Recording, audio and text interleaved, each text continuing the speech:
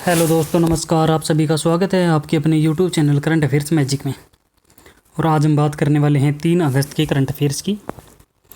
और हमारा पहला क्वेश्चन है कि आइवरी कोस्ट के प्रधानमंत्री कौन बने हैं। तो जो आइवरी कोस्ट है, यहाँ के प्रधानमंत्री बने हैं हमीद बकायाको। और यहाँ के रक्षा मंत्री थे, इनको प्रधानमंत्री के रूप में नियुक्त कर दिया गया है क्योंकि यहाँ के जो प्रधानमंत्री थी आमादोगोन काउलिवली, इनका अचानक से निधन हो गया है और इनके कारण उनको प्रधानमंत्री बना दिया गया है। जो आइवरी कोस्ट है, इसके राष्ट्रपति हैं अलासेन ओतारो और यहाँ की राजधानी है यामोसुक्रो। हमारा अगला क्वेश्चन है कि ब्रिक्स पर्यावरण मंत्रियों की जो छठी बैठक हुई है, इसकी अध्यक्षता किसने की है। तो जो इसकी अध्यक्षता है वो रूस ने की है और रूस की अध्यक्षता में ही ब्रिक्स पर्यावरण मंत्रियों की छठी बैठक का आयोजन किया गया है। और यहाँ पर फेडरेटिव रिपब्लिकेशन ऑफ ब्राज़ील, रूसी संघ, भारत गणराज्य, पीपुल्स रिपब्लिक ऑफ चाइना और दक्षिण अफ्रीका गणराज्य के जो पर्यावरण मंत्री हैं, उन्होंने वीडियो कॉन्फ्रेंस के जरिए सम्मेलन में भाग लिया और यहाँ बैठक का आयोजन किया गया। और जो बैठक है ये ब्रिक्स वर्किंग ग्रुप की बैठक से पहले हुई थी और जो 2021 की बैठक होगी उसके अंदर जो मेज़बानी करेगा, अध्यक्षता करेगा, वो करेगा हमारा देश भारत। और जो ब्रिक्स पर्यावरण मंत्रियों की बैठक में जो भारत का प्रतिनिधित्व किया है वो किया है हमारे केंद्रीय पर्यावरण मंत्री श्री प्रकाश जावड़ेकर ने। और रूस के जो राष्ट्रपति हैं वो हैं व्लादिमीर पुतिन और यहाँ की राजधानी है मॉस्को और मुद्रा है रूसी रूबेल। हमारा अगला क्वेश्चन है कि आर पावर और जेरा ने किस देश के बिजली परियोजना के लिए ऋण समझौता किया है। तो आर पावर ये है रिलायंस पावर और जो जेरा है ये एक जापानी ऊर्जा प्रमुख कंपनी है और इन्होंने बांग्लादेश के लिए इन्होंने समझौता किया है। और बांग्लादेश में अपनी नई गैस आधारित थर्मल पावर उत्पादन परियोजना के लिए इन्होंने बैंकों के एक समूह के साथ समझौता किया है। और इस समझौते में बांग्लादेश के मेघना घाट में एक नई परियोजना लेके आई हैं। यहाँ पर 745 मेगावाट प्राकृतिक गैस संयुक्त चक्र बिजली परियोजना के लिए लगभग यहाँ पर $642 मिलियन यानी 4,798 करोड़ रुपए का यहाँ पर वित्त प्रदान किया जाएगा। और जो रिलायंस पावर के अध्यक्ष हैं वो अनिल अंबानी हैं और बांग्लादेश के प्रधानमंत्री हैं शेख हसीना और इसकी राजधानी है ढाका और मुद्रा है टका। हमारा अगला क्वेश्चन है कि स्कॉच गोल्ड अवार्ड किसे मिला है। तो जो स्कॉच गोल्ड अवार्ड है ये मिला है हमारे जनजातीय कार्य मंत्रालय को, यानी आदिवासी मामलों के जो मंत्रालय है उसको। और ये क्यों? क्योंकि जो सक्षम IT योजनाओं के माध्यम से आदिवासियों के सशक्तिकरण परियोजना के लिए इन्हें प्रदान किया गया है। और यह जो प्रोजेक्ट है ये डिजिटल इंडिया के सपनों को साकार करने, पारदर्शिता लाने के साथ साथ सेवाओं के वितरण को सुविधाजनक बनाने के लिए भारत सरकार के अटूट प्रतिबद्धता की दिशा में एक कदम है। और यहाँ पर 66वीं स्कोच 2020 प्रतियोगिता है, ये India respond to covid through digital governance नाम से आयोजित की गई थी। और यहाँ पर जनजातीय मामलों के जो मंत्रालय हैं इन्होंने डिजिटल इंडिया एंड ई-गवर्नेंस 2020 प्रतियोगिता में भाग लिया था। जो हमारे केंद्रीय जनजातीय मामलों के मंत्री हैं वो हैं अर्जुन मुंडा। हमारा अगला क्वेश्चन है कि MSME सक्षम पोर्टल किसने लॉन्च किया है।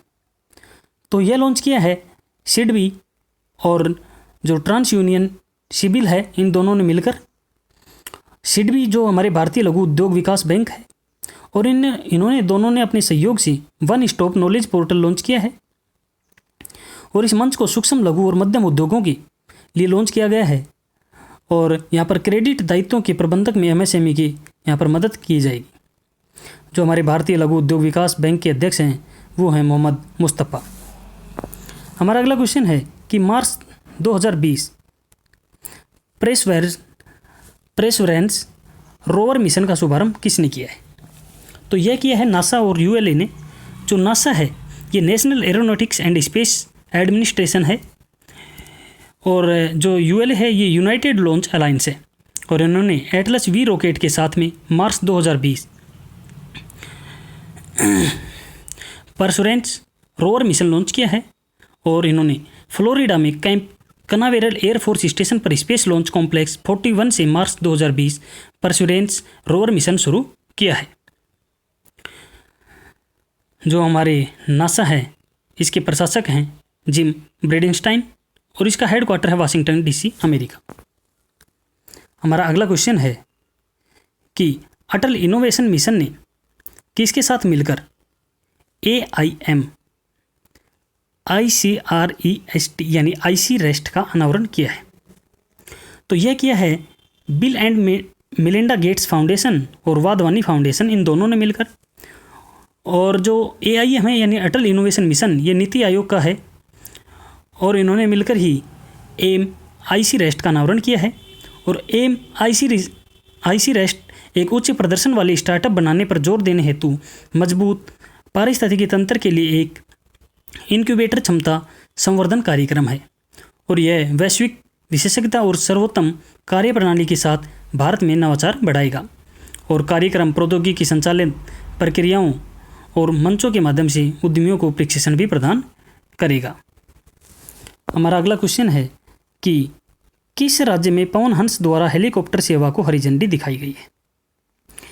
यानी पहली बार यहाँ पर हेलीकॉप्टर सेवा को झंडी दिखाई गई है। ये हमारे नागर विमानन मंत्री हैं जो हरदीप सिंह पुरी, इन्होंने उड़ान RCS योजना के तहत उत्तराखंड में पवन हंस की पहली हेलीकॉप्टर सेवा शुरू की है।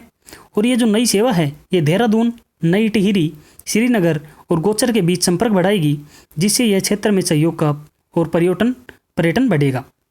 और यह उत्तराखंड में पहाड़ी क्षेत्रों के बीच में औसत यात्रा समय को 20 से 25 मिनट तक कम करके हवाई संपर्क को भी बढ़ाएगी। और ये जो हेलीकॉप्टर सेवा है ये सप्ताह में 3 दिन रहेगी। हमारा अगला क्वेश्चन है कि बिलीरुबिन लेवल की स्क्रीनिंग के लिए AGO NEO डिवाइस किसने विकसित की है। तो यह विकसित की है SNBN CBS यानी SN Bose national centre for basic sciences. इन्होंने कोलकाता ने नवजातों में जो बिलीरुबिन रोग है इसकी लेवल की जांच करने हेतु एक डिवाइस जो AGO NEO है इसको विकसित किया है। और यह कुल सीरम बिलीरुबिन टेस्ट की एक वैकल्पिक विधि है और no contact and non invasive spectrometry आधारित तकनीक पर आधारित है। और अमेरिकन एकेडमी ऑफ पीडियोट्रिक्स के अनुसार नवजात शिशुओं के मस्तिष्क की हानि को कम करने के लिए बिलीरुबिन लेपन या मापना, यहाँ का लेवल मापना अनिवार्य कर दिया गया है। और ये डिवाइस है ये लगभग 10 सेकंड में अपनी रिपोर्ट दे सकती है। हमारा अगला क्वेश्चन है कि प्रीमियर लीग गोल्डन बूट पुरस्कार किसने जीता है। तो ये जीता है जेमी वार्डी ने और ये एक लिसेस्टर सिटी स्ट्राइकर हैं और इन्होंने 2019-20 में 23 गोल करके प्रीमियर लीग गोल्डन बूट पुरस्कार इन्होंने जीता है। और जो दूसरे नंबर पर रहे हैं आर्सेनल के स्ट्राइकर पियरे एमरिन और तीसरे नंबर पर रहे हैं साउथहैम्पटन के डैनी इंग्स और चौथे नंबर पर रहे मैनचेस्टर सिटी के रहीम स्टर्लिंग। इनको हराकर इन्होंने प्रतिष्ठित पुरस्कार प्राप्त किया है और यह पुरस्कार जीतने वाले लिसेस्टर सिटी के पहले खिलाड़ी हैं और पिछले 20 वर्षों में हैरी केन के बाद खिताब जीतने वाले ये दूसरे अंग्रेज भी हैं। अब हम बात करते हैं निधन की। तो राज्यसभा सांसद और समाजवादी पार्टी के जो पूर्व नेता थे अमर सिंह, इनका निधन हो गया है और पिछले कुछ महीनों में उनका इलाज सिंगापुर के एक अस्पताल में चल रहा था और ये 2016 में राज्यसभा सांसद चुने गए थे। दूसरे हैं ताइवान के पूर्व राष्ट्रपति ली तेंग हुई, इनका भी निधन हो गया है और उन्होंने 1988 से 2000 तक ताइवान के राष्ट्रपति के रूप में कार्य किया था और उन्हें ताइवान के लोकतंत्र का जनक भी माना जाता है। तो धन्यवाद दोस्तों, आज के लिए इतना ही। हम मिलते हैं नई वीडियो में नई अपडेट के साथ। तब तक पढ़ते रहिए, बढ़ते रहिए और आपके अपने YouTube channel current affairs magic को सब्सक्राइब करना ना भूलें। धन्यवाद।